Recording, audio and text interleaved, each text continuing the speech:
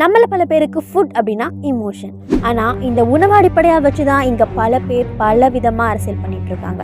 Secular கண்ட்ரியான நம்ம இந்தியால குஜராத்ல பாலித்தானாங்கிற நகரம் உலகத்திலேயே நான்வெஜ் பேன் பண்ண ஒரு நகரமா இப்போ உருவெடுத்திருக்கு.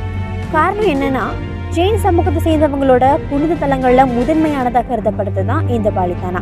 குஜராத் மாநிலத்தை பொறுத்த வரைக்கும் 88.5% இந்துக்களும், 10% முஸ்லீம் அண்ட் கிறிஸ்டியன் பீப்புளும், 1% ஜெயின் மதத்தை சேர்ந்தவங்களும் இருக்காங்க.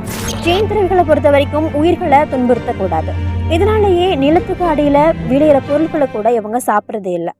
ஸோ பொது வேலையில இறைச்சிகள் விற்கப்படுறது எல்லாம் இவங்க நம்பிக்கைகளை புண்படுத்துற விதமா இருக்குன்னு இவங்க கருதுறாங்க.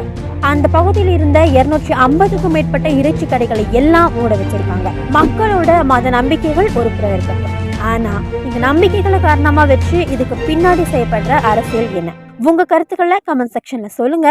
And don't forget to follow him.